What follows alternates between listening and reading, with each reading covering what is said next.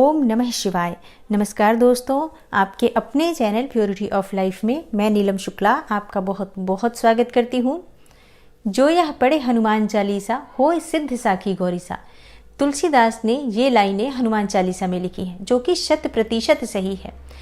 हनुमान चालीसा का पाठ करने से समस्त प्रकार के कार्य पूर्ण होते हैं। हर कार्य में आपको सफलता मिलती है और हर प्रकार की आपकी मनोकामना पूर्ण होती है। लेकिन कई भक्तों का ऐसा कहना होता है कि बहुत समय से वो हनुमान चालीसा का पाठ कर रहे हैं, नियमित कर रहे हैं, प्रतिदिन करते हैं कई भक्त तो, लेकिन हमारे काम में रुकावटें आती हैं। कोई भी इच्छा हो जल्दी से पूर्ण नहीं होती है। बहुत सारी परेशानियां जीवन में बनी रहती हैं। हनुमान चालीसा का पाठ कर रहे हैं हम फिर भी।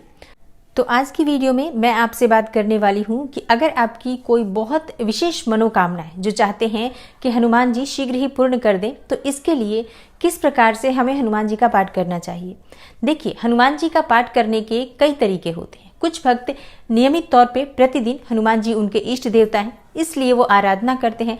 प्रतिदिन हनुमान जी की पूजा आराधना करते हैं, उनके मंत्र का जप करते हैं, चालीसा का पाठ करते हैं, जिससे कि हनुमान जी की कृपा उनके ऊपर बनी रहे। निष्काम भाव से वो हनुमान जी की पूजा करते हैं। तो जब आप निष्काम भाव से हनुमान जी की आराधना करते हैं, पूजा करते हैं, मंत्र जाप कर रहे हैं या हनुमान चालीसा का पाठ कर रहे हैं, तो इसके लिए बहुत अधिक नियम की आवश्यकता नहीं होती है। आपके पास जब समय है आप हनुमान जी की पूजा कर सकते हैं, हनुमान चालीसा का पाठ कर सकते हैं। लेकिन अगर आपकी कोई विशेष मनोकामना है और आप चाहते हैं कि हनुमान जी शीघ्र ही उस मनोकामना को पूर्ण कर दें, आपकी जो भी इच्छा है वो शीघ्र पूर्ण हो जाए, तो इसके लिए आपको चाहिए कि आप एक नियम बनाएं अपने लिए कि किस प्रकार से आप हनुमान चालीसा का पाठ करेंगे, किस समय में करेंगे, कितनी संख्या में करेंगे और कितने दिनों तक लगातार करेंगे।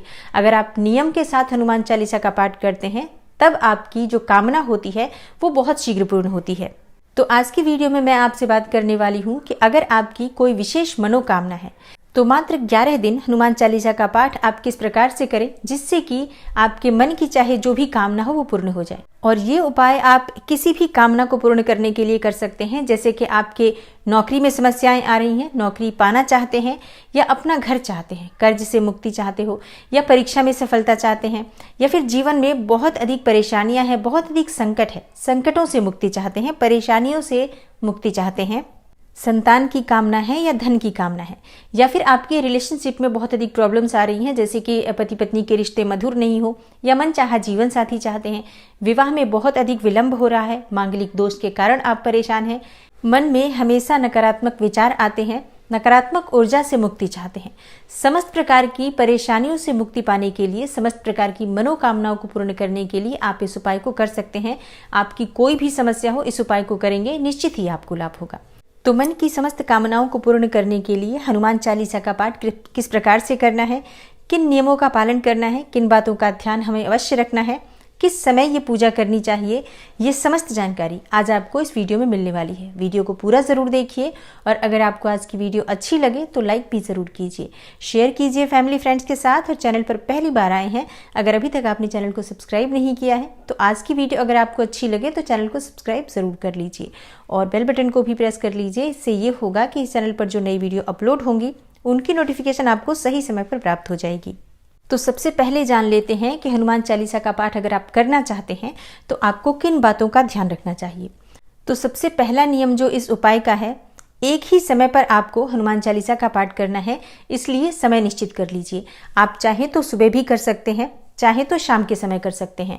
दोनों समय में से कोई भी एक समय निश्चित कर लीजिए और एक सही समय कि आप अगर 7 बजे हनुमान चालीसा का पाठ सुबह के समय कर रहे हैं, तो प्रतिदिन सुबह 7 बजे आप हनुमान चालीसा का पाठ करेंगे, या शाम को अगर आप 7 बजे कर रहे हैं, 6 बजे कर रहे हैं, तो वो समय निश्चित होना चाहिए कि इसी समय आप प्रतिदिन पाठ करेंगे। तो समय आपका एक ही होना चाहिए। आप जो भी समय आपके अनुकूल हो निश्चित कर लीजिए कि आज से आप इस समय पाठ करेंगे। अगला जो आपका नियम है, आपका आसन एक होना चाहिए। मतलब जिस आसन पर बैठकर आप पूजा करेंगे, आप प्रतिदिन उसी आसन पर बैठकर पूजा करेंगे, और जिस आसन पर आप पूजा करने वाले हैं उस आसन पर घर का कोई भी व्यक्ति बैठकर पूजा ना करे। आसन सिद्धि बहुत आवश्यक होती है, आसन का बहुत महत्व होता है, इसलिए पूजा में अपना आसन हमेशा अलग रखना चाहिए। इसके बाद एक ही स्थान पर बैठकर आपको पाठ करना है। जिस स्थान पर आप पहले दिन पाठ करेंगे उसी स्थान पर आपको प्रतिदिन पाठ बैठकर करना है, और स्नान के बाद ही हमें हनुमान चालीसा का पाठ करना चाहिए। अगला जो नियम है, लाल रंग के वस्त्र धारण करके अगर आप पूजा करते हैं तो हनुमान जी बहुत शीघ्र प्रसन्न होते हैं। तो कोशिश करें कि हनुमान जी की जब आप पूजा कर रहे हो तो लाल रंग के वस्त्र धारण करें। लाल रंग के वस्त्र ना हो तो ऐसे में आप हल्के रंग के वस्त्र धारण कर सकते हैं, लेकिन काले या नीले रंग का प्रयोग ना करें। और इन 11 दिनों में आप मांस मदिरा का सेवन नहीं करेंगे, लहसुन प्याज का सेवन नहीं करेंगे। हनुमान जी ब्रह्मचारी हैं, तो हनुमान जी की पूजा करते समय भक्तों को ब्रह्मचर्य का पूर्ण रूप से पालन करना चाहिए। तो 11 दिनों तक आप ब्रह्मचर्य का पूर्ण रूप से पालन करेंगे। अब इस प्रकार से आपको नियमों का पालन करना है अगर आप चाहते हैं कि 11 दिन में भगवान हनुमान जी प्रसन्न हो और शीघ्र ही आपकी कामना को पूर्ण कर दें। अब आपको पाठ प्रारंभ करना है, तो कब से शुरू करना चाहिए? देखिए, हनुमान चालीसा का पाठ आप किसी भी मंगलवार से शुरू कर सकते हैं। अच्छा, इस पाठ को करने के लिए ऐसा कोई नियम नहीं है कि शुक्ल पक्ष में आप ये पाठ शुरू करें या कृष्ण पक्ष में शुरू करें। किसी भी पक्ष में आप ये पाठ शुरू कर सकते हैं, मतलब महीने का कोई भी मंगलवार हो आप उस दिन से ये पाठ प्रारंभ कर सकते हैं और मन में एक दृढ़ संकल्प के साथ, पूरे विश्वास के साथ इस पाठ को प्रारंभ करें। और जिस भी समय आप ये पाठ प्रारंभ करना चाहते हैं, जैसे कि अगर आप सुबह करना चाहते हैं, शाम को करना चाहते हैं, तो स्नान कर लीजिए, लाल रंग के वस्त्र धारण कर लीजिए। उसके बाद जिस भी स्थान पर बैठकर आप हनुमान चालीसा का पाठ करना चाहते हैं उस स्थान को शुद्ध कर लीजिए। घर का ईशान कोण पूजा के लिए सबसे अच्छा होता है, तो आप चाहें तो घर के उत्तर या पूर्व की दिशा में हनुमान जी की पूजा कर सकते हैं, या आप अपने घर के मंदिर में भी हनुमान जी की पूजा कर सकते हैं। एक लकड़ी की चौकी बिछाकर उसके ऊपर आपको लाल रंग का वस्त्र बिछाना है। हनुमान जी की मूर्ति या चित्र जो भी आपके पास है उस पर स्थापित कीजिए और उनके सामने शुद्ध घी का एक दीपक प्रज्वलित कर दीजिए। और शुद्ध घी ना हो तो ऐसे में आप चमेली के तेल का प्रयोग कर सकते हैं दीपक प्रज्वलित करने के लिए। अब आपको एक कलश लेना है। कलश आप मिट्टी का भी ले सकते हैं, चाहे तो तांबे का भी ले सकते हैं या पीतल का भी ले सकते हैं। हनुमान जी के चित्र के पास ही आपको कलश की भी स्थापना करनी है, तो कलश के नीचे एक स्वास्तिक बनाकर उस कलश में आप जल भरकर स्थापित कर दीजिए। गंगा जल हो तो आप गंगा जल भी डाल सकते हैं। इस कलश में आपको एक सिक्का डालना है, कोई भी सिक्का आप डाल सकते हैं, 1 रुपये, 5 रुपये, 10 रुपये का जो भी सिक्का आपके पास उपलब्ध हो आप उस कलश में डालें। 2 लौंग डालें। कलश के ऊपर पान का पत्ता या पंचपल्लव जो भी आपके पास उपलब्ध हो उसे रखकर उसके ऊपर एक नारियल रख दीजिए। नारियल पर कलावा जरूर लपेटें और स्वास्तिक बना दीजिए रोली से।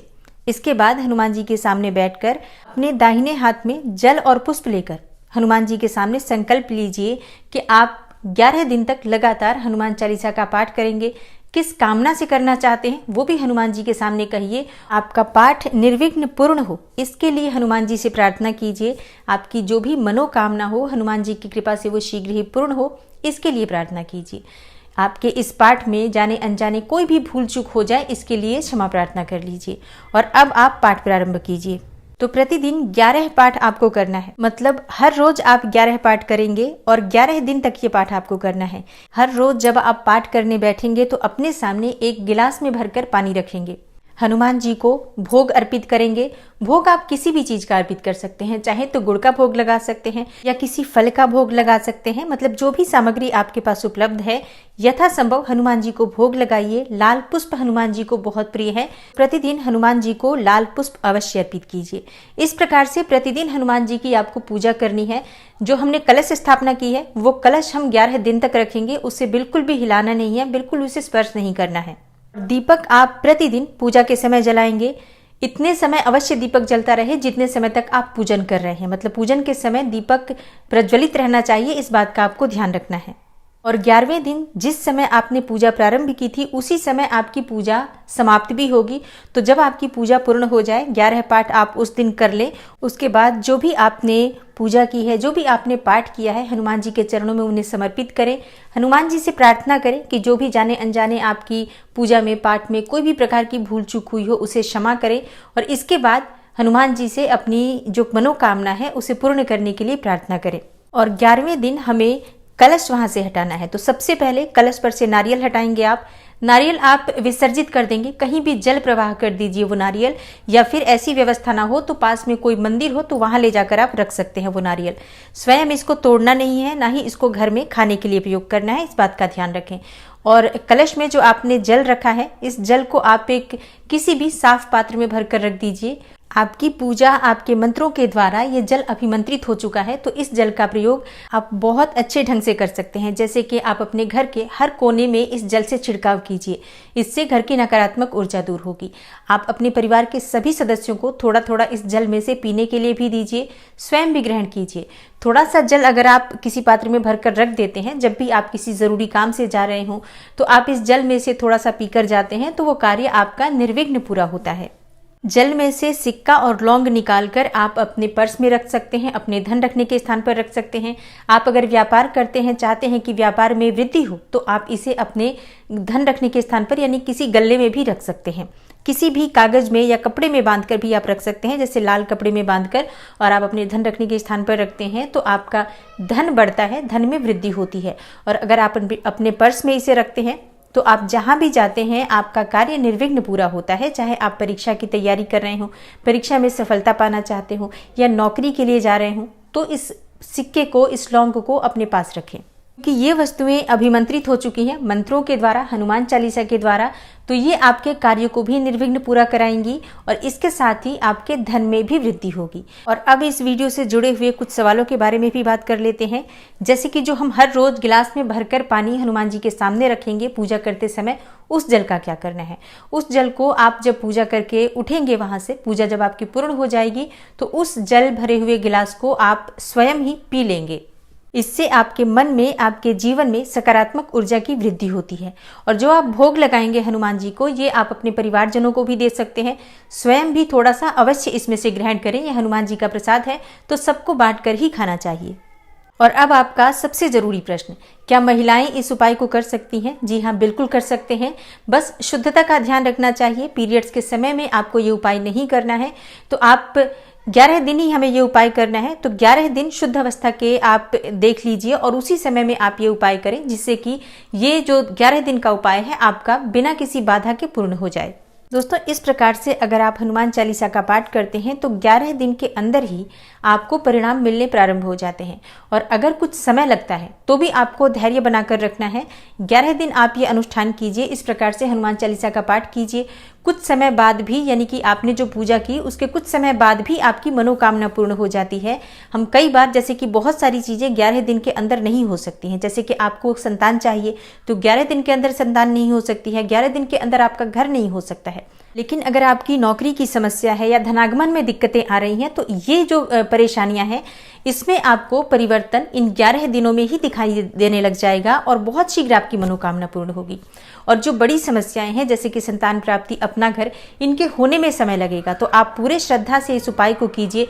कुछ समय के पश्चात आपकी कामना पूर्ण हो जाएगी। मन में विश्वास अवश्य रखिए। आप चाहें तो थोड़े समय के बाद फिर से इसी प्रकार से इस उपाय को कर सकती हैं या कर सकते हैं, जिससे कि बड़ी से बड़ी मनोकामना आपकी पूर्ण हो सकती है।